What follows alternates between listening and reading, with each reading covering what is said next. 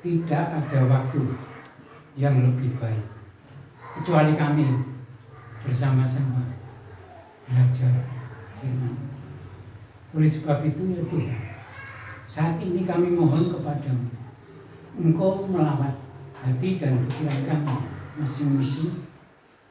Engkau hadir di tempat ini, Engkau mempersiapkan hati kami masing-masing, sehingga di dalam kami belajar firman-Mu ini ya Tuhan, benar-benar firman dapat mengetuk hati kami, dan hati kami menjadi luluh.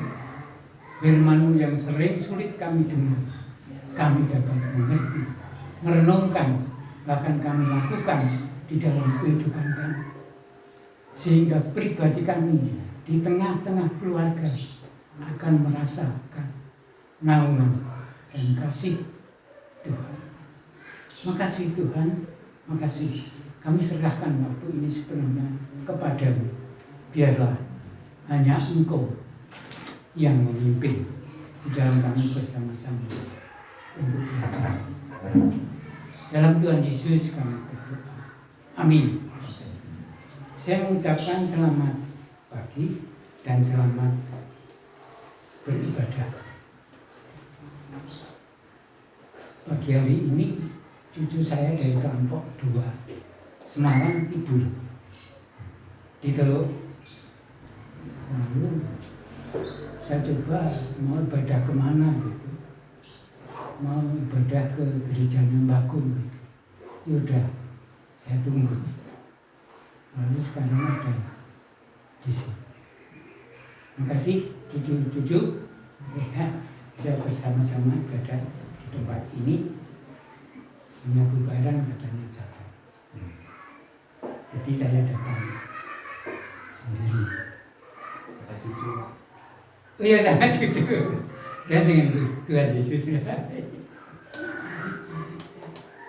Bapak, Ibu, dan Saudara, kita pagi hari ini akan belajar firman Tuhan di dalam kitab Ulangan pasal yang ke-6. Kitab Ulangan pasal yang ke-6. Ayat yang ke-4 sampai ayat yang ke-7.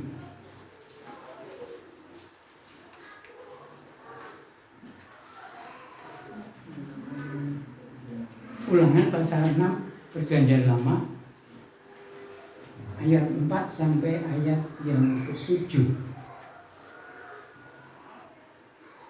Saya akan bacakan firman Tuhan ini.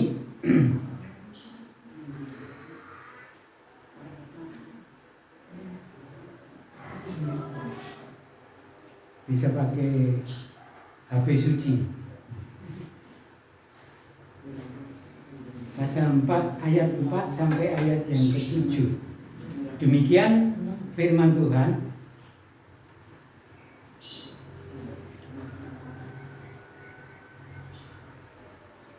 Dengarlah, hei orang Israel, Tuhan itu Allah kita. Tuhan itu esa. Kasihilah Tuhan Allahmu dengan segenap hatimu dan dengan segenap jiwamu dan dengan segenap kekuatanmu. Apa yang kuperintahkan kepadamu pada hari ini haruslah engkau perhatikan. Ayat yang ke-7, haruslah engkau mengajarkannya berulang-ulang kepada anak-anakmu dan membicarakannya apabila engkau duduk di rumahmu, apabila engkau sedang dalam perjalanan, apabila engkau berbaring, dan apabila engkau bangun. Amin.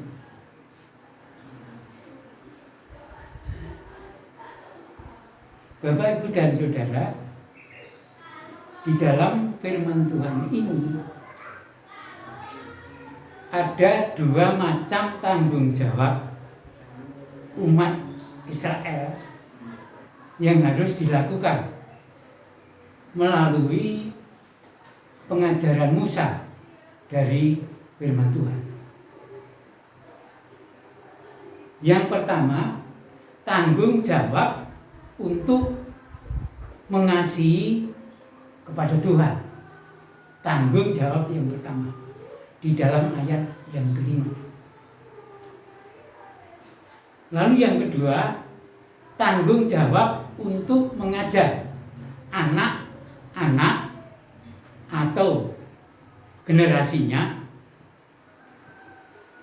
di dalam ayat yang ketujuh.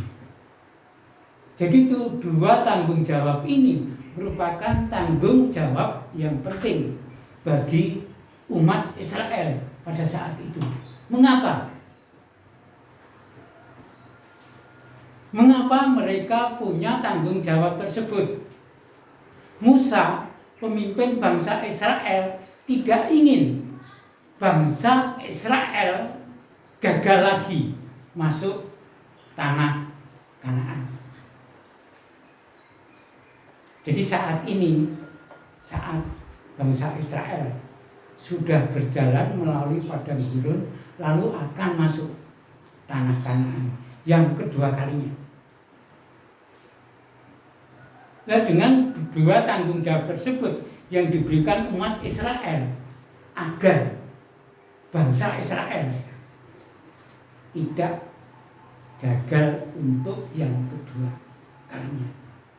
Sebab kesempatan sudah tertunda 40 tahun yang lalu.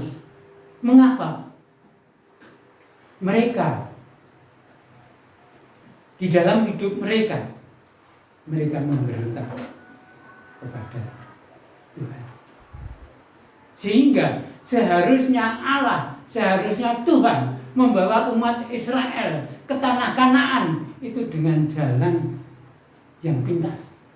Tetapi karena mereka memberontak kepada Allah, jatuh di dalam dosa, sehingga Tuhan tetap bawa mereka menuju Kanaan, tetapi lewat padang gurun yang lamanya perjalanan itu 40 tahun. Maksud Tuhan untuk menata iman bangsa Israel agar tertata kembali.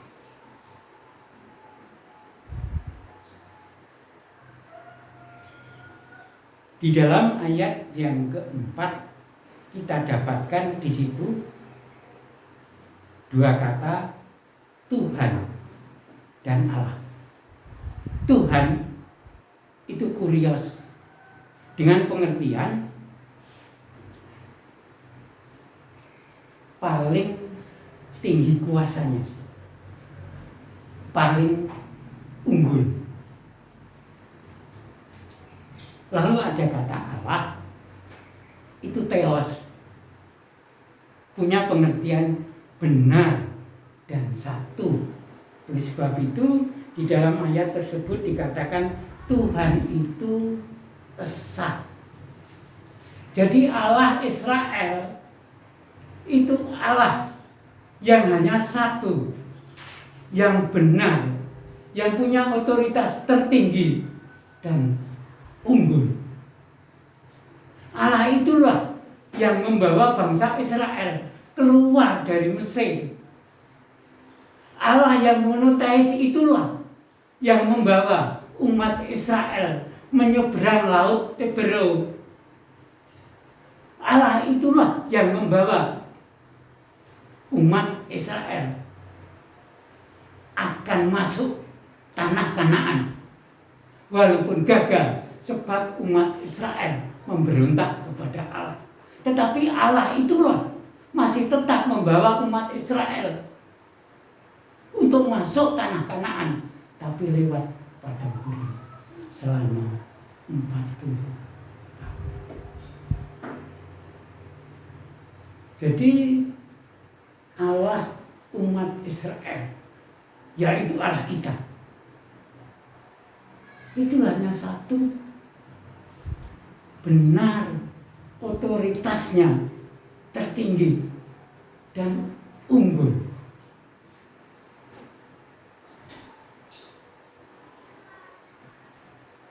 Oleh sebab itu, umat Israel setelah mereka melewati padang gurun dan akan masuk tanah Kanaan, Musa tidak ingin umatnya, umat Tuhan itu akan mengalami kegagalan yang kedua kali. Oleh sebab itu, Musa dengan firman Tuhan mempersiapkan mereka dengan sungguh-sungguh, menyiapkan mereka dengan serius agar untuk masuk tanah Kanaan yang kedua kali itu tidak terulang seperti yang dulu, tapi benar-benar Allah akan memimpin kepada mereka, Allah akan melindungi kepada mereka, sehingga mereka bersama-sama dapat masuk tanah Kanaan dan dapat menikmati tanah Kanaan. Oleh sebab itu, Musa memberikan tanggung jawab kepada umat Israel. Tanggung jawab itu apa? Seperti yang dikatakan oleh firman Tuhan, agar mereka mengasihi Allah dengan segenap hati, dengan segenap jiwa, dan dengan segenap kekuatan mereka. Mengapa? Sebab Allah adalah hanya satu. Allah adalah esa dan Allah adalah benar. Dengan maksud di sini, dengan seluruh, dengan semuanya, hati, jiwa, kekuatan, semua itu perkara-perkara rohani yang berhubungan dengan Tuhan, itu harus dipersiapkan semuanya, seluruhnya untuk mengasihi kepada Tuhan. Jadi kasih kepada Tuhan, Tuhan yang monoteis, itu enggak bisa dibagi-bagi. Sebagian kepada Allah yang esa, sebagian kepada Allah berhala. Tidak bisa. Separuh ke Allah yang satu, separuh ke Allah berhala.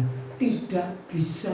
Walaupun sebagian besar dari kasihnya itu mengasihi kepada berhala, lalu sedikit diberikan kepada Allah yang satu, atau sebaliknya, tidak bisa.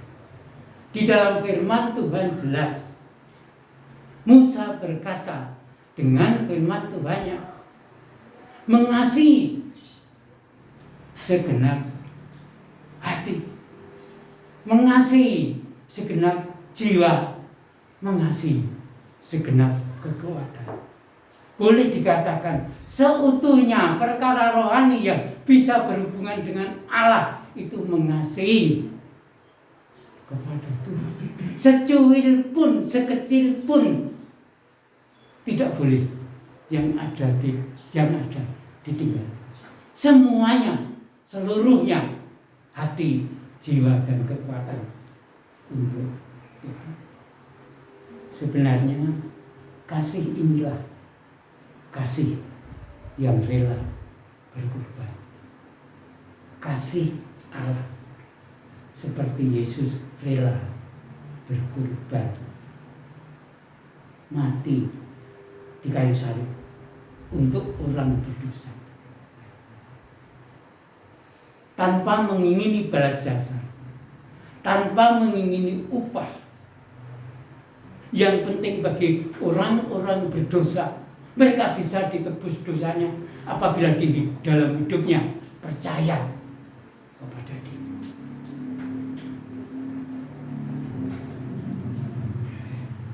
Oleh sebab itu, melalui kasih yang sungguh-sungguh ini kepada Tuhan,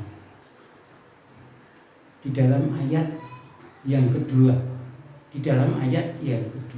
itu dikatakan mereka akan takut kepada Tuhan. Karena mengasihi kepada Allah, mereka akan takut kepada Allah. Jadi rasa takut kepada Allah muncul dan timbul itu karena mereka mengasihi kepada Allah.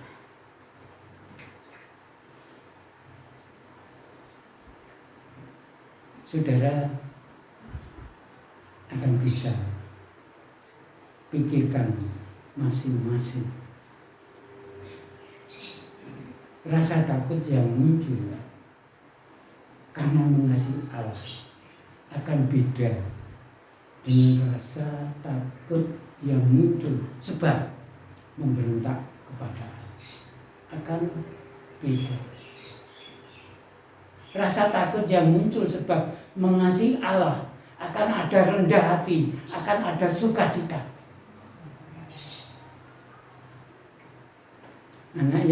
Anak saya yang bontot punya anak 2, laki-laki dan perempuan. Laki-laki itu yang besar, perempuan kecil. Yang perempuan itu galak, cantik tapi galak. Lalu yang besar itu dia ringan tangan. Jadi kalau adiknya kelihatan salah, enggak diperingatkan dulu tapi langsung. Nah, pada suatu saat mereka makan bersama-sama. Lalu adiknya waktu makan itu bilang, kakaknya itu namanya Abu, adiknya namanya Kinandari. Pada saat makan bersama-sama, adiknya itu bilang kepada kakaknya, Apui, ambilkan aku air putih. Apa yang dilakukan Apui kakaknya? Dia pergi dari tempatnya, lalu mengambil air putih dan diberikan kepada adiknya. Lalu sementara waktu, mungkin Apui kakaknya itu haus. Lalu dia bilang, Kinan, ambilkan saya air putih.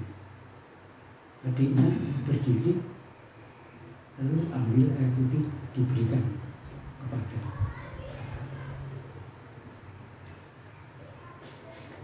Apakah kakak beradik ini di dalam mengambilkan air putih itu karena mereka kakaknya takut kepada adiknya atau adiknya takut kepada kakaknya? Enggak, tapi sebenarnya hubungan di antara mereka itu ada kasih yang luar biasa.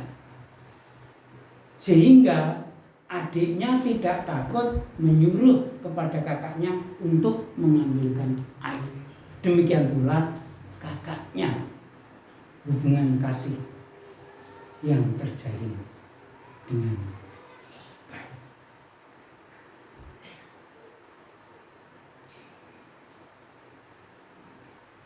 Jadi rasa takut seperti ini itu penting sekali di dalam kehidupan kita.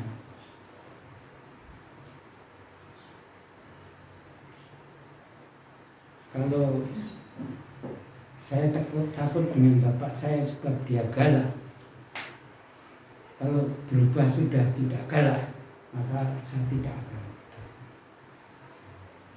Tetapi kalau saya takut kepada bapak saya sebab saya mengasihi bapak saya, maka hati yang rendah dan hati yang penuh syukur akan selalu melakukan apa yang diperintahkan oleh bapak saya.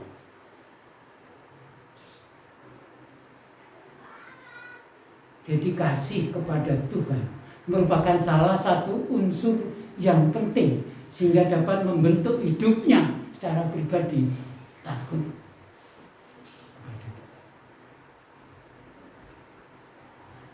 Lalu di dalam ayat 2 itu juga dikatakan dengan mengasihi kepada Tuhan segenap hati, segenap jiwa, segenap kekuatan, hidupnya akan berpegang kepada firman Tuhan.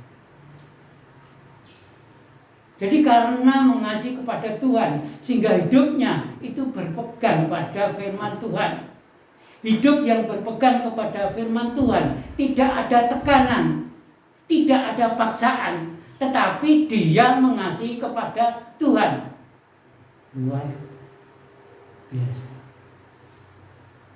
Sehingga di dalam kehidupan mereka dengan mengasihi Tuhan, maka hidupnya akan hidup di dalam lingkup kebenaran firman Tuhan.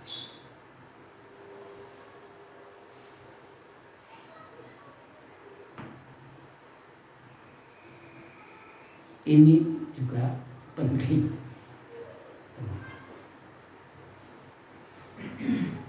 Lalu ada buah yang ketiga. Karena mengasihi Tuhan, itu lanjut umurnya. Jadi umurnya itu tidak berhenti pada saat ada di dunia ini, tapi umurnya akan berkelanjutan, yang artinya sudah diselamatkan oleh Tuhan. Di dunia hidup, di akhirat hidup, dan hidup bersama dengan Tuhan. Saya kira sungguh luar biasa kalau umat Israel hidup mengasihi kepada Tuhan.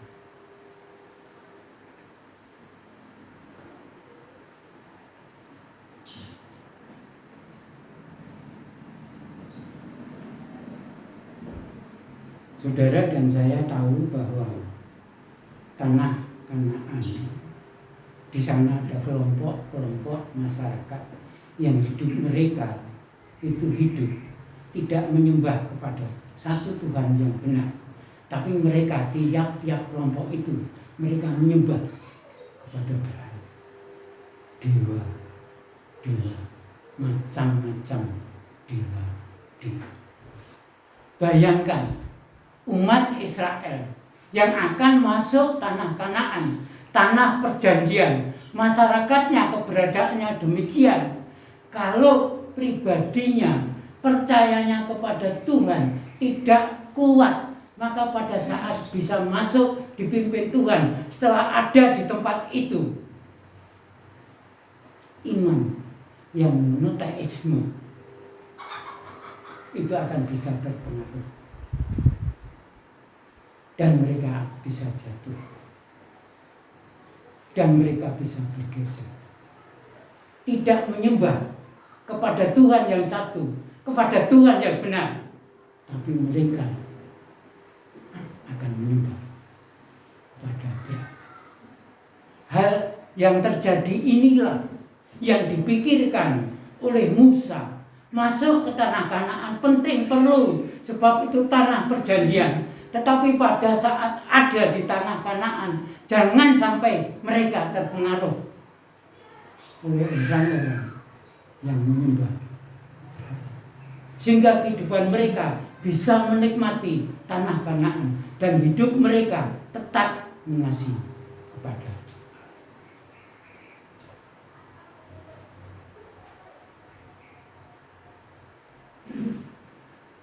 Jadi tiga faktor tadi penting bagi umat Israel. Takut kepada Allah, berpegang kepada firman Tuhan, dan lanjut umurnya. Apa gunanya kita ikut Tuhan Yesus kalau umur kita tidak lanjut, hanya berhenti di dunia ini? Apa gunanya? Akhirat besok itu yang lebih penting.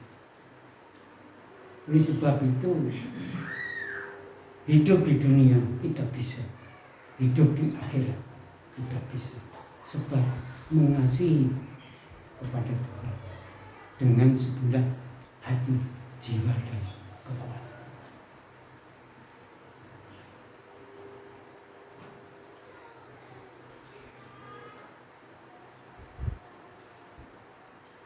Oleh sebab itu bagi kita, marilah kita tetap mengasihi kepada Tuhan. Yang satu itu loh, yang benar itu loh, yang punya otoritas tertinggi, yang unggul itu. Kita tetap mengasihi kepada Dia dengan sepenuh hati kita, jiwa kita, dan kekuatan kita. Lalu tanggung jawab yang kedua, tadi sudah saya katakan, Musa memberi tanggung jawab kepada umat Israel agar mereka mengajar kepada anak-anaknya, generasi selanjutnya. Apa gunanya saya kaya, umpama apa-apa ada, tapi nggak ada generasi selanjutnya. Semua yang sudah dicari akan hilang, sia-sia, musnah. Maksud saya, keturunan generasi selanjutnya itu penting. Demikian pula bagi Musa pemikirannya. Umat Israel yang sudah ada di tanah Kanaan, dia tidak menginginkan generasi pertama yang nanti bisa masuk lalu habis. Tidak ada generasi yang hidup melanjutkan, menikmati tanah perjanjian itu. Tapi Musa ini, generasi pertama habis, generasi selanjutnya akan melanjutkan, generasi selanjutnya akan melanjutkan. Tapi dengan catatan, mereka itu diajar untuk mengasihi kepada Tuhan. Tidak separuh-separuh, tidak sedikit, tapi sepenuhnya kepada Tuhan.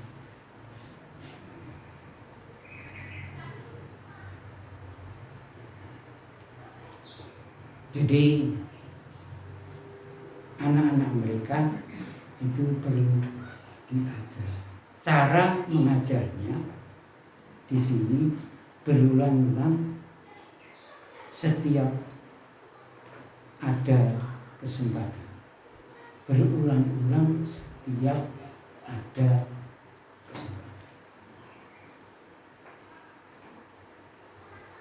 Jadi di dalam keluarga, anak-anak yang ada di tengah-tengah keluarga itu supaya diajar mengasihi kepada Tuhan. Kalau mereka bisa mengasihi kepada Tuhan, maka mereka akan takut kepada Tuhan, mereka akan takut kepada orang tua, mereka akan takut kepada saudara-saudaranya.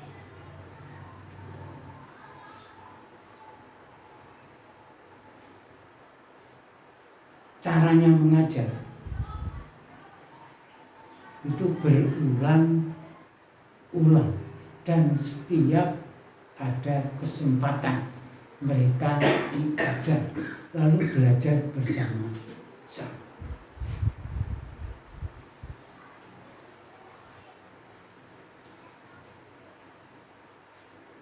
Saya nggak menunjuk pada satu keluarga, tapi firman Tuhan ini adalah umum untuk semua, baik keluarga Mas Teguh, baik keluarga saya, baik keluarga Pak Bro. Memang firman Tuhan berkata, punya tanggung jawab orang tua mengajar kepada anaknya agar mengasihi kepada Tuhan, agar mengasihi kepada Tuhan, sehingga hidupnya ada rasa takut, hidupnya berpegang kepada firman Tuhan, kepada kebenaran firman Tuhan, sehingga hidup di dalam kebenaran firman Tuhan. Lanjut umurnya, lanjut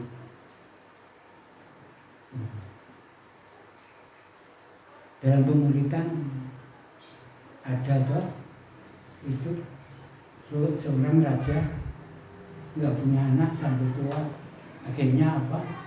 Akhirnya dia mengambil seorang pengemis, diadopsi, dijadikan anak.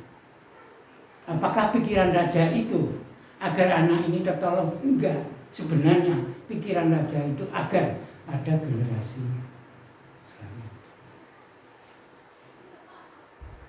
Jadi generasi selanjutnya, anak-anak kita itu penting. Dalam Mazmur 127 ayat 3, anak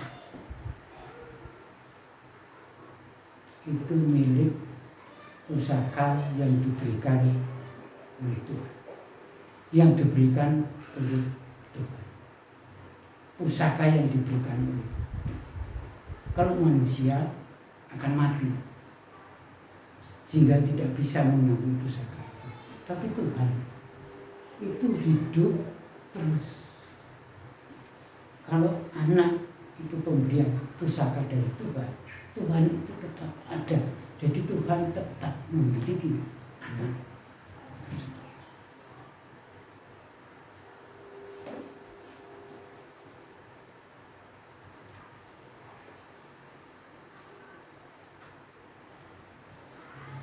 Memang seperti sekarang ada sekolah Kristen, bahkan ada gereja seperti ini. Tetapi kegiatan yang ada, baik di sekolah, demikian pula di gereja seperti ini, terbatas. Tidak setiap hari. Cucu saya 2 sekolah di SD Kristen. Dia dapat pelajaran agama Kristen 1 minggu lamanya.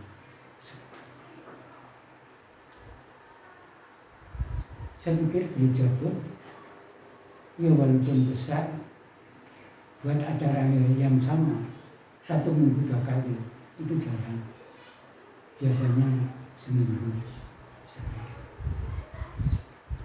Padahal untuk merubah karakter anak, untuk membuat anak-anak bisa melakukan kegiatan-kegiatan yang praktis di dalam hidup, itu perlu mengerti sungguh-sungguh tentang firman Tuhan. Oleh sebab itu, kalau tidak berulang-ulang, mereka tidak akan mengerti. Bahkan sulit mereka melakukan kebenaran tersebut. Maka tanggung jawab orang tua tidak bisa memindahkan kepada sekolah, walaupun itu sekolah Kristen, demikian pula ke gereja. Tetapi tanggung jawab orang tua. Jadi nggak bisa kita berkata, oh anak saya, iya toh, sudah Kristen, lalu untuk pertumbuhan gereja saya serahkan kepada sekolah Kristen. Enggak bisa. 1 minggu sekali. Kadang-kadang gurunya itu enggak masuk. Ya Mas Nani. Kadang-kadang enggak masuk. Sekarang kalau kebetulan sakit, guru agama Kristen 1 bulan enggak dapat pengajaran agama Kristen. Gereja 1 minggu sekali. Jadi orang tua yang bertanggung jawab untuk mengajar kepada anak-anaknya, menyiapkan anak-anaknya untuk masa depan yang baik bagi Tuhan dan bagi keluarga.